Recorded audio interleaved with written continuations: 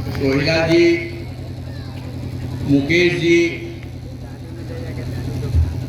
और मंच पर उपस्थित भाकपा माले के अन्य नेतागण और इस जन प्रतिरोध सभा में उपस्थित पार्टी के साथियों, छात्र नौजवान दोस्तों, आप सबों को मेरा क्रांतिकारी लाल सलाम।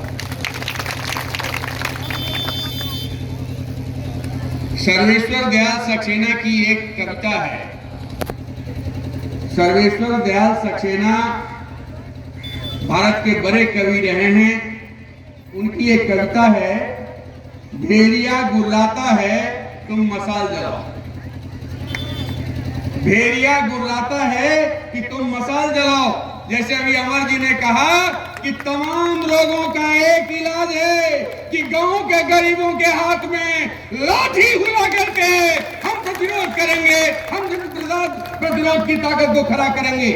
ये सबसे बड़ी ताकत है और सीवान के लिए कोई नई बात नहीं है।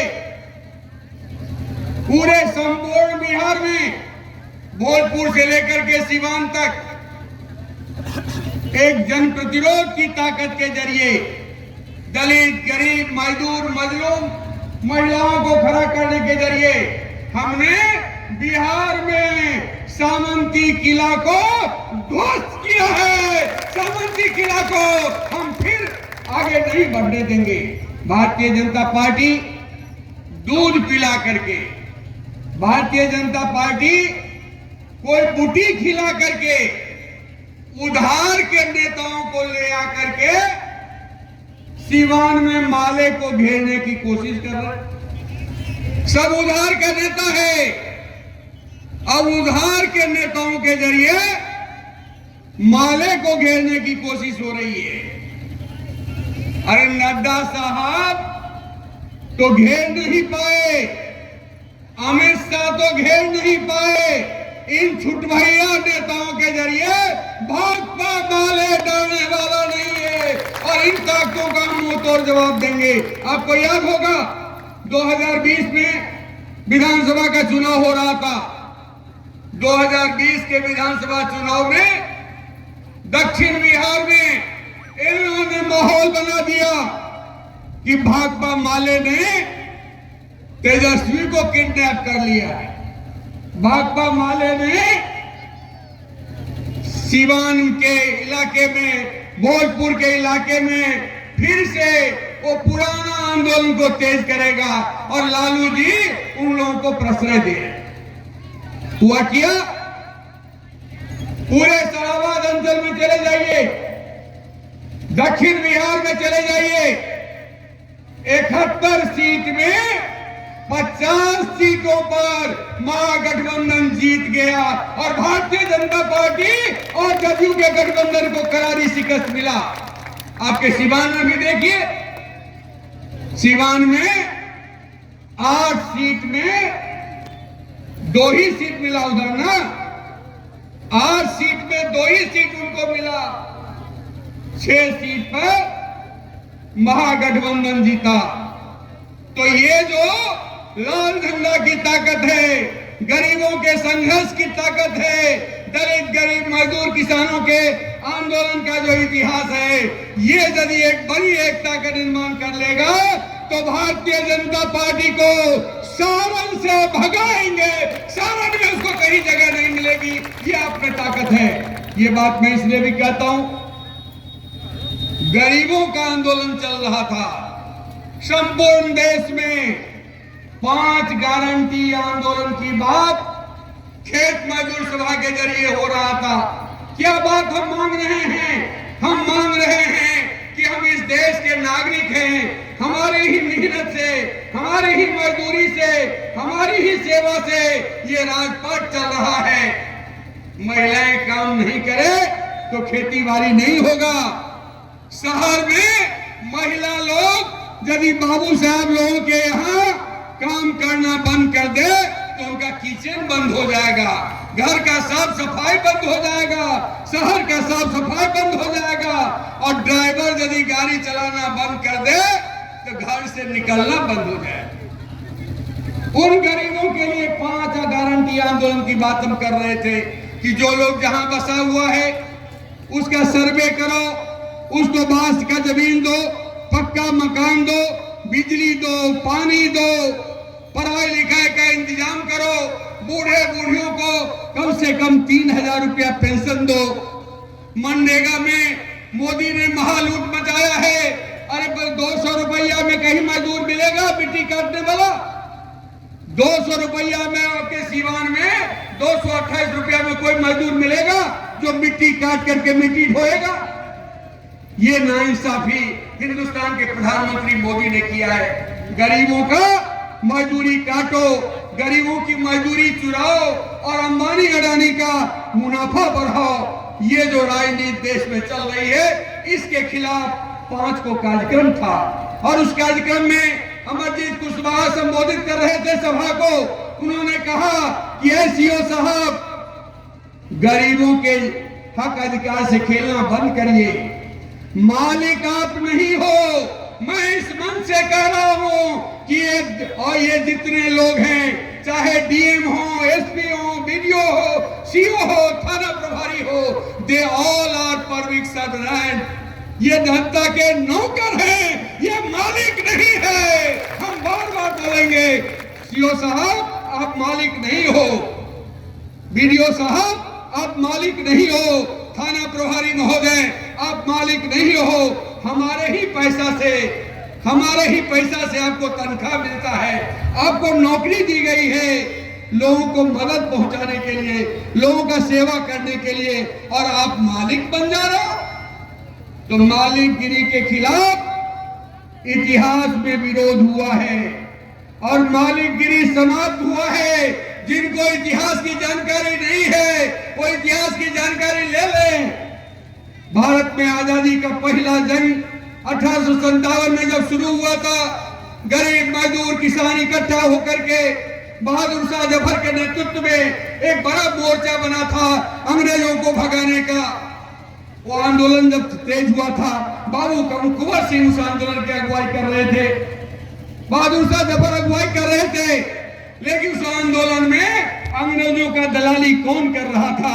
दरभंगा महाराज दलाली कर रहा था, हथुआ राज उसका दलाली कर रहा था, बेतिया महाराज उसका दलाली कर रहा था, टेकारी महाराज उसका दलाली कर रहा था।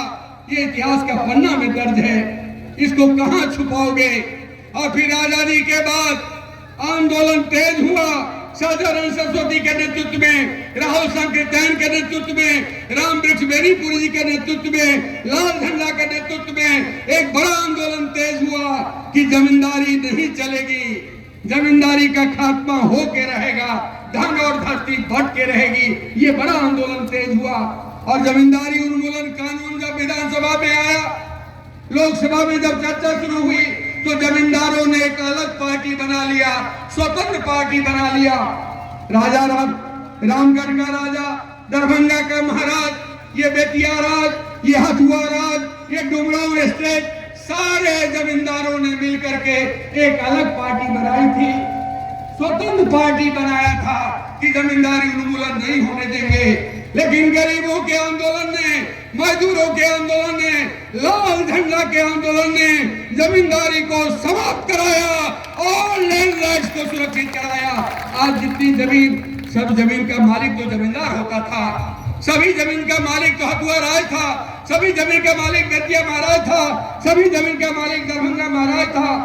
बड़ी लड़ाई के बाद जमीन अधिकार हासिल हुआ, जमींदारी उन्मूलन हुआ, भूमि सुधार कानून लागू हुआ और भूमि सुधार कानून लागू होने के बाद हम लोगों को, दलित गरीब मजदूर को 48 में पीपी एक्ट बना, 48 में पीपी एक्ट बना। आजादी के आंदोलन का पहला अधिकार दलित गरीब मजदूरों को मिला कि मालिक के जमीन पर जो बसा हुआ है, रैयत की जमीन पर जो बसा हुआ है, उस जमीन पर उसका मालिकाना हक हो जाएगा। 48 का कानून बना हुआ है। और उसके बाद जो सीलिंग में जमीन निकली, भूदान में जो जमीन आई, गरीबों को देने की बात हुई थी। और मैं अपनी ओर से बात नहीं कर रहा हूं, सीओ साहब जब पढ़ लीजिए, सीओ साहब ने रिकॉर्ड देख लीजिए। बंदोपाध्याय कमीशन किसने बैठाया था? नीतीश कुमार जी ने बैठाया था। बंदोपाध्याय कमीशन ने ये रिपोर्ट किया है कि 22 लाख एकड़ जमीन, 22 लाख एकड़ जमीन बिहार में जमींदार दबंग भूमाफिया चुरा करके, छिपा करके, दबा करके रखा हुआ है। वो जमीन यदि सरकार अपने नियंत्रण में ले ले तो बिहार में कोई भूमिहीन नहीं रहेगा। सबको 10 कट्ठा जमीन मिलेगी, सबको 10 बिजली बसने की जमीन मिलेगी।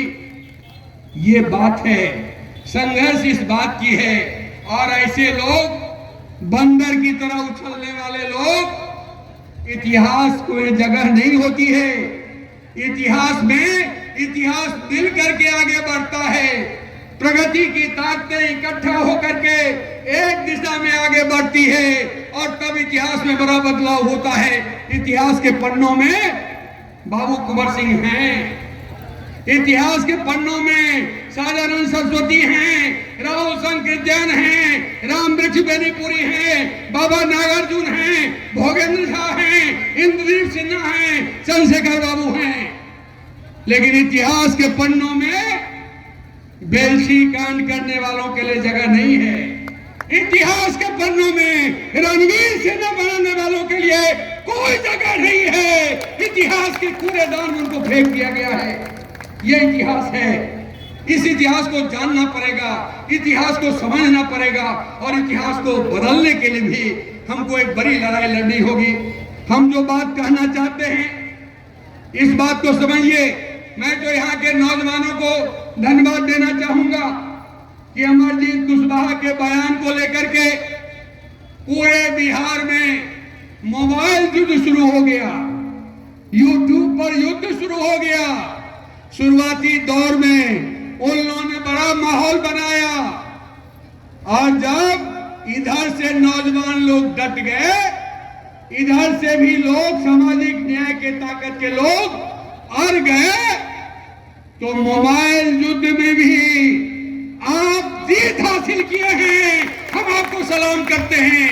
मोबाइल में चले जाइए, अमरजीत कुशवाहा का 3 लाख से ज्यादा लोगों ने, 4 लाख से ज्यादा लोगों ने, कहीं 5 लाख से ज्यादा लोगों ने लाइक किया है और उन लोगों का मुंह तोड़ जवाब दिया है। सिवान के छात्र नौजवानों ने चुनौती दिया कि जो भी सामंती ताकत है, जो सामंती किला को बचाना चाहता है और परिवर्तन के मार्ग को रोकना चाहता है, आओ सिवान, हम लाठी मार्च निकाल रहे हैं। और लाठी मार्च के जरिए लोगों ने अपनी ताकत का एहसास दिलाया कि तुम गलती करोगे, दलित, गरीब, मजदूर, किसान के बेटे बेटियों पर हमला करोगे, उनके प्रतिनिधि पर हमला करोगे तो लाखों लाठी उठ जाएगा, भागना पड़ेगा, जगह नहीं बचेगा। ये इतिहास से सबक तो लो। ये बात कहने के लिए हम यहाँ आए हैं। लेकिन हम ये कहना चाहते हैं कि साथियों, हमने इतिहास में बड़ी बड़ी लड़ाइयां लड़ी है, हमने इतिहास में बड़ी बड़ी जीतें दर्ज की हैं, लेकिन ये अभी का जो दौर है, ये बहुत खतरनाक दौर है। बाबा साहब अम्बेडकर के सपना को, शहीद आजम भगत सिंह के सपना को, गांधी के सपना को, नेहरू के सपना को, सुभाष चंद्र बोस के सपने को तार तार किया जा रहा है। दिल्ली में जो फांसीवादी निजाम है, वो निजाम हिंदुस्तान के संविधान को गाली दे रहा है। दिल्ली में बैठा हुआ निजाम हिंदुस्तान के संविधान को बदलने की बात कर रहा है। अरे अभी तक तो हम लोग बदलने की ही बात कर रहे थे। 15 अगस्त को स्वतंत्रता दिवस के दिन प्रधानमंत्री का आर्थिक सलाहकार होता है विवेक देवराव। आर्थिक सलाहकार शब्द का मतलब होता है आर्थिक रूप से प्रधानमंत्री को सलाह देना कि महंगाई पर रोक लगाइए, बेरोजगारी पर रोक लगाइए, गरीबी दूर करिए, गरीबों के पढ़ाई लिखाई की व्यवस्था करिए, बिजली दर कम करिए, आवास की राशि बढ़ाइए। इस पर सलाह देने के बजाय विवेक देवराव ने पहली बार खुल करके लेख लिखा है कि भारत का जो संविधान है उस संविधान को बदल दिया जाना चाहिए। इससे बड़ा हमला कोई नहीं हो सकता है। उन्होंने कहा कि बाबा साहब अम्बेडकर का जो संविधान है 2 साल 11 महीना 18 दिनों तक हमारे देश के आजादी आंदोलन के नेताओं ने दिन रात मेहनत करके बाबा साहब अम्बेडकर की अगुवाई में जिस संविधान को अंतिम रूप दिया, उस संविधान को ये बदल देना चाहते हैं। क्यों ये बदलना चाहते हैं? ये संविधान को क्यों बदलना चाहते हैं? संविधान से खींच क्यों हैं? बाबा साहब अम्बेडकर ने संविधान को पेश करते हुए देश के सामने कहा था कि पुराना जमाना समाप्त हो गया, पुराना जमाना उसका सूर्यास्त हो गया, नया भारत में नया सूर्योदय हो रहा है। अब किसी को विशेष अधिकार नहीं रहेगा, जन्मना किसी को विशेष अधिकार नहीं रहेगा। ब्राह्मण को भी एक ही वोट डालने का अधिकार होगा, दलित को भी एक वोट डालने का अधिकार होगा, पुरुष को एक वोट डालने का अधिकार होगा, तो महिला को एक वोट डालने का अधिकार होगा। ये जो समता का संदेश भारत के संविधान में है, इससे इनको डर लगता है। ये पुराने समाज को ले आना चाहते हैं, मनुवादी व्यवस्था को थोप देना चाहते हैं और वर्णाश्रम वाले सिद्धांत को फिर से देश पर थोपना चाहते हैं। ये इस उद्देश्य से ये संविधान को बदलना चाहते हैं। मैं आप तमाम लोगों से, यहाँ के जो भी हमारे नौजवान लोग इस बात को सुन रहे हैं, आप तमाम नौजवानों से मैं अपील करना चाहूंगा कि ये देश पर युद्ध जैसा हमला है।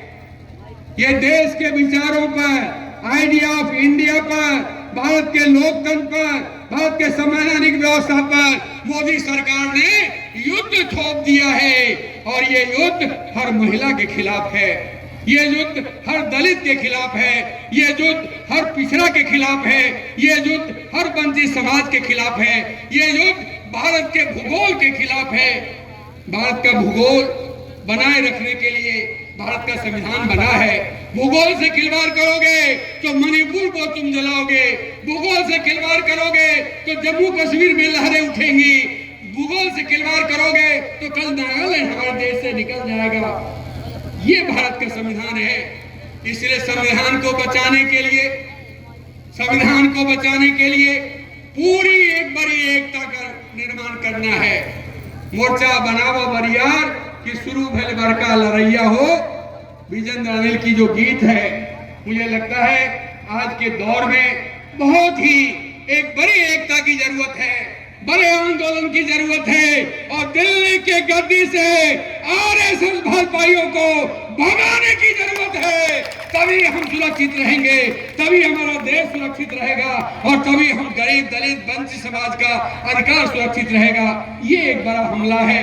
इस हमले के खिलाफ इंडिया बना है। इस हमले के खिलाफ इंडिया गठबंधन बना है, जिसमें सब लोग हैं। 31 और 1 तारीख को बंबई में एक बड़ी मीटिंग होने जा रही है और भाजपा के खिलाफ एक बड़ी लामबंदी हो रही है। और उस बड़ी लामबंदी के जरिए 2024 में मोदी को भगाया जाएगा, आरएसएस को हटाया जाएगा और तब हम अपने हिस्से की लड़ाई को और आगे बढ़ाएंगे। हमारे हिस्से की लड़ाई कमजोर हो गई है। दिल्ली पैसा नहीं दे रहा है कि बिहार के दलित गरीब को भी 100 यूनिट फ्री बिजली मिल सके। दिल्ली पैसा नहीं दे रहा है कि हमारे यहाँ पेंशन 1000 रुपया हो सके। हम नीतीश जी से भी लड़ रहे हैं, हम तेजस्वी जी से भी लड़ रहे हैं। अभी आशाओं का एक बड़ा आंदोलन हुआ, 1 लाख आशा डट गई, अड़ गई। 1 महीना तक आंदोलन की तो सरकार को झुकना पड़ा। पटना झुका है, कल जाके दिल्ली झुकेगा। ये जो आंदोलन की ताकत है, इस आंदोलन की ताकत को आगे बढ़ाइए।